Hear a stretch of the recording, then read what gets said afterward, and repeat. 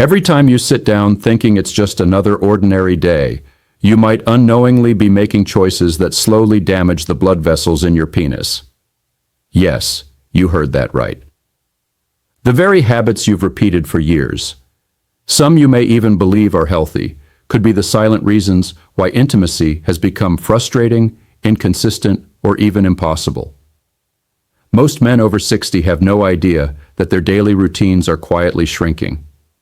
The vessels responsible for firmness, sensation, and confidence. I'm Dr. James Ellison, a men's health specialist with over 30 years of experience. I've treated thousands of men who thought aging alone was the culprit behind their declining performance. But in many cases, it wasn't age. It was a pattern of small mistakes stacked over time, slowly chipping away at their vascular strength and sexual vitality. Here's the paradox. Some of the routines that feel the most normal to you could be the most harmful. And once I show you how they affect your body, you won't look at your daily habits the same way again. In the next few minutes, I'm going to walk you through 3 critical mistakes and, more importantly, how to fix them so you can restore blood flow sensation and your confidence in the bedroom. The third mistake is the one almost every man over 60 makes, and it's the most damaging. Before we get started, make sure to hit that subscribe button and turn on the bell icon. That way, you'll never miss another essential health insight designed specifically for men over 60. And if this message speaks to you, type 1 in the comments. If not, type 0. I'm here to improve, and your feedback helps me serve you better. Now let's talk about the first habit, one that's far more common than most men realize, yet rarely discussed openly. It's called prone masturbation, and it may be silently training your body in ways that work against you when it matters most. 1. Prone masturbation, the hidden syndrome. For many men, masturbation begins in adolescence, often carried out in secrecy, lying face down on a bed, pressing the pelvis against a mattress or pillow. It's a position that feels natural at the time, private and convenient. But what most men don't realize is that this very posture, known as prone masturbation, can over time lead to a cascade of problems that silently impact your sexual function, particularly as you age. Prone masturbation creates a type of pressure and friction that is very different from what happens during intercourse. The stimulation is highly concentrated, often involving strong downward force against a firm surface. This conditions your body to require a specific type of sensation that is nearly impossible to replicate with a partner. The result, over time, your body learns to associate pleasure and climax only with this intense, unnatural method of stimulation. You may begin to notice reduced sensitivity, longer times to orgasm, or even difficulty achieving orgasm at all during sex. What once seemed like a harmless habit may have quietly trained your body to respond to artificial cues, setting you up for frustration, embarrassment, and disconnection. During real intimacy, clinically, this is something we refer to as traumatic masturbation syndrome.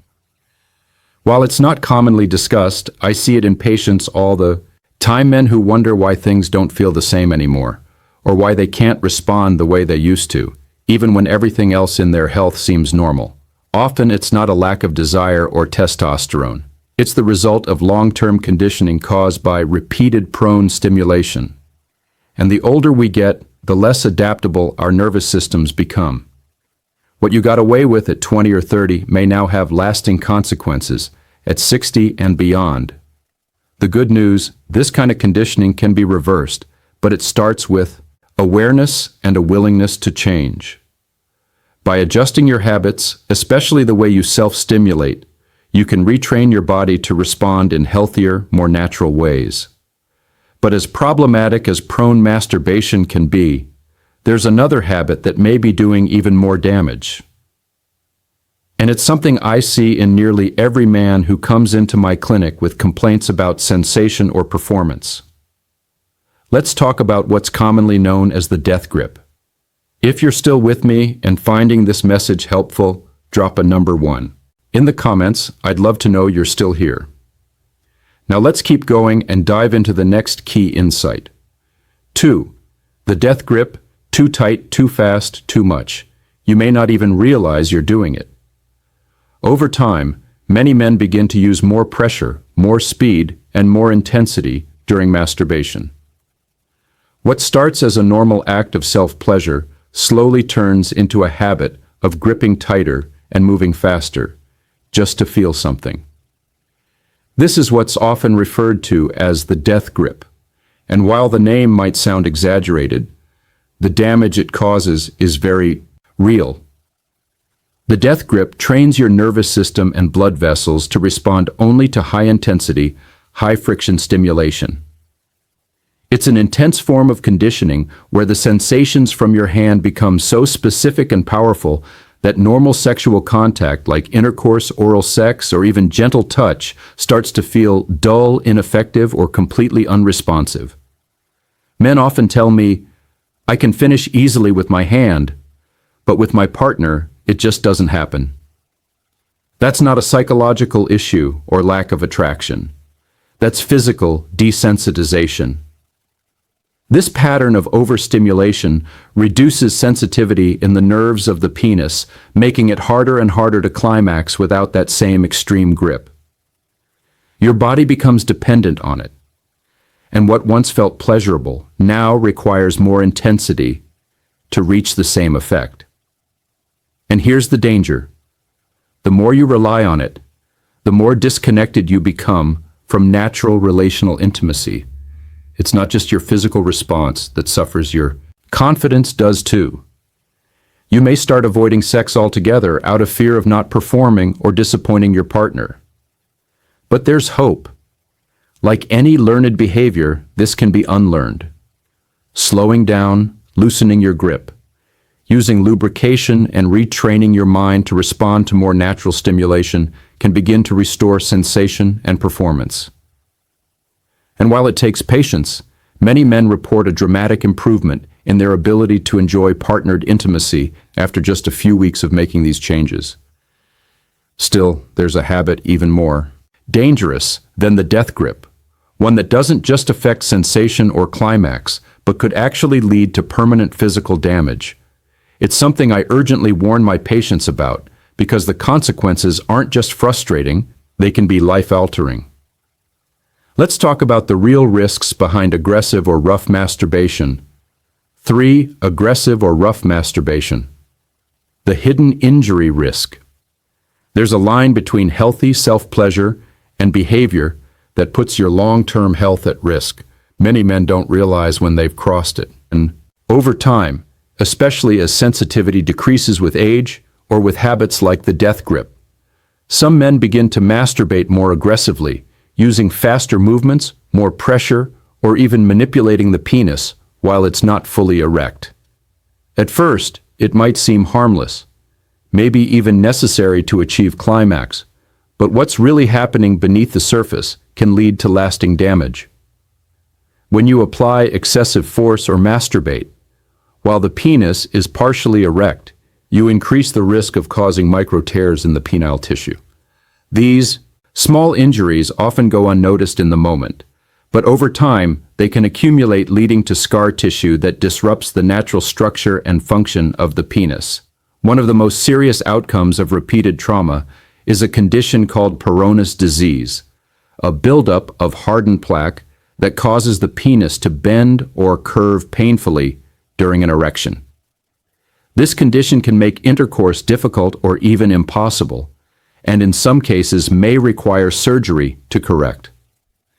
Then there's the far more immediate and traumatic risk of penile fracture. It's not a broken bone, but a rupture in the tunica albuginea, the fibrous lining around the erectile chambers. It usually happens when an erect penis is bent suddenly or forcefully, often during aggressive masturbation or sex. Men who've experienced it describe hearing a pop, followed by intense pain, swelling, and immediate loss of erection. This is a surgical emergency, and believe me, it's not something you ever want to experience. These injuries are avoidable, but only if you're aware of how fragile the erect penis really is, especially as you age. Slower, more mindful techniques, proper arousal before stimulation, and listening to your body are critical to protecting your sexual health. But mechanical habits aren't the only problem. Sometimes the most damaging issues come from the inside. Hormones, medications, and even lifestyle choices that you'd never suspect. Let's take a closer look at the hidden medical causes that could be dulling your sexual sensitivity and performance without you realizing it. If you're still watching and these insights are resonating with you, go ahead and type the number 1 in the comments. I want to know you're here and engaged. Now let's continue with point number 4. 4 medical causes that can also impact sensation and performance. While technique plays a major role in sexual health, many men overlook a deeper layer of the issue. What's going on inside the body as we age, especially past 60? Several medical conditions and lifestyle factors begin to quietly interfere with blood flow, nerve sensitivity, and hormonal balance. You might notice changes in how your body responds, how often you feel aroused, or how easily you can maintain an erection. These shifts are not always just getting older. Often they're signs of something that can and should be addressed. Low testosterone is one of the most common underlying causes. Testosterone affects more than just sex drive. It influences nerve sensitivity, muscle tone, energy, and overall mental sharpness. When levels drop, as they often do with age, many men experience weaker erections, longer recovery times, and a sense of disconnection from their usual sexual response. Yet it often goes undiagnosed for years because the symptoms build slowly. Medications are another hidden factor. Drugs prescribed for blood pressure. Depression, anxiety, and even heart conditions can significantly reduce blood flow to the penis or dampen your central nervous system's ability to respond to arousal. Antidepressants in particular are known for causing delayed orgasm, reduced libido, and difficulty reaching climax. Many men don't realize the trade-off they're making when starting or continuing these medications. Without discussing sexual side effects with their doctor. Chronic conditions like diabetes and high blood pressure also impact sexual function. Over time, they damage the small blood vessels and nerves in the penis, making it harder to achieve and maintain an erection. Add to that a sedentary lifestyle, especially common in retirement, and you have a perfect storm for reduced blood circulation and performance. Even something as routine as sitting for long periods or biking for exercise can compress the nerves in the pelvic region, leading to numbness and decreased sensation. These issues are complex but not irreversible. With the right guidance, many men see major improvements through hormone evaluation, medication, adjustment, and lifestyle changes. But before you can fix what's wrong internally, it helps to look at what you can control immediately. Your daily habits, especially when it comes to self-pleasure. Let's talk about what you can start doing today to begin healing and regaining natural sensation and confidence. 5. What you can do to heal you and improve. The truth is, most of the issues we've talked about, whether they stem from habit injury or internal health, are not permanent. Your body has an incredible ability to recover, even later in life, if you give it the right conditions. Healing begins by interrupting the cycle. If you've been stuck in patterns of rough, intense, or desensitizing stimulation, the first step is to give your body a break. That means taking a pause from masturbation for a couple of weeks. This reset helps your nerves and blood vessels begin to return to a more natural state. And for many men, it's the turning point they didn't realize they needed. Once you've allowed your body time to recalibrate, the next phase is changing how you engage with your own body. Start by using a water-based lubricant. This reduces friction, protects sensitive skin, and allows for a more gentle, realistic experience. Ease up on the pressure. Avoid lying face down or using firm surfaces. Try shifting away from external stimulation like porn and instead explore your imagination, your breath, your body's natural rhythm. This isn't about restriction. It's about rewiring your mind and body for pleasure that doesn't rely on intensity to feel real. It may also be time to stop relying on high-powered toys or devices that overstimulate the nerves. While these tools can offer short-term pleasure, they often make it harder for your body to respond to more subtle, meaningful sensations, especially during intimacy.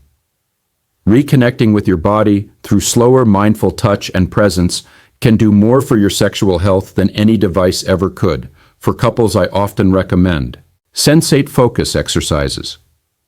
Simple guided practices where partners touch one another without the goal of sex or orgasm. This lowers pressure, increases emotional connection, and helps retrain the body to respond to intimacy with trust, not anxiety. And if you feel stuck, don't hesitate to speak with a sexual health therapist. There's no shame in asking for help, only strength in wanting to feel better. Still, many men ask me the same question after making these changes. How do I know if I'm masturbating too much? It's a fair question, and the answer might surprise you because it's not just about how often, but about something far more important. Let's talk about that next 6. So how much is too much? It's one of the most common questions I hear, and for good reason. As men get older, there's often confusion and concern about what's normal, what's healthy, and when something crosses the line into a problem. But here's the truth. There isn't one magic number that applies to everyone. It's not about how many times a week you masturbate. It's about how it fits into your life and how your body and mind respond to it. If masturbation is something you enjoy occasionally, and it leaves you feeling satisfied, relaxed, and connected to yourself, it's likely a healthy outlet. But if you find yourself needing to do it more often, just to feel anything, if you need longer or more intense stimulation to climax, or if your experience with a partner feels numb or unsatisfying, by comparison, then it may be time to take a closer look. The same goes if masturbation starts replacing connection with your partner, your friends, or even your hobbies. When solo pleasure begins to take priority over meaningful parts of your life, that's a sign it might be doing more harm than good. Emotional signals are just as important. If you feel anxious, disconnected, or even guilty after masturbating, especially if you didn't truly want to, but felt compelled to, it could point to a deeper issue with habit or dependency. That doesn't mean you're doing something wrong. It simply means your body is asking for balance and your mind is ready for a healthier, more intentional approach. At the same time, it's important not to fall into shame. This is not about judging yourself, it's about listening. Your habits are a reflection of your needs, and when those needs go unmet, your body finds ways to cope. The goal here isn't to stop pleasure, it's to rebuild it in a way that serves you, strengthens you, and enhances your life, rather than controlling it. So if you're wondering whether your routine is too much, the real question is, are you still in charge, or has it started to control you? And now that you've learned what to watch for and how to turn things around, let's bring it all together with one simple message. Every man over 60 deserves to hear, especially when it comes to lasting sexual health. Final thoughts. Masturbation isn't the enemy. Technique is, as you've just heard, masturbation in itself isn't the problem. In fact, when done mindfully and in balance, it can be a healthy and even healing part of your life, especially as you age. But the way you do it, the technique, the frequency, the pressure, the mindset can either support your sexual health or quietly undermine it over time. We talked about how prone masturbation can train your body to respond to unnatural stimulation, how the so-called death grip can numb your nerves and steal sensation, and how aggressive habits can cause real physical harm. We looked at how medical issues like low testosterone or certain medications can make things worse without you realizing it. and we explored what you can actually do right now to reverse the damage, regain control, and start feeling like yourself again. This conversation isn't about shame or blame, it's about awareness, because the truth is, you're not broken. You're not too old, and it's not too late. You have the ability to retrain your body, reclaim your confidence, and rebuild a sex life that's deeply satisfying on your terms. So if you felt frustrated, confused, or even hopeless about what's been changing in your body, take this as a new beginning. With the right habits and a little patience, your best years in intimacy may still be ahead of you. You deserve that, and you're not alone in the journey. Stay curious, stay intentional, and remember, healing starts with one choice at a time.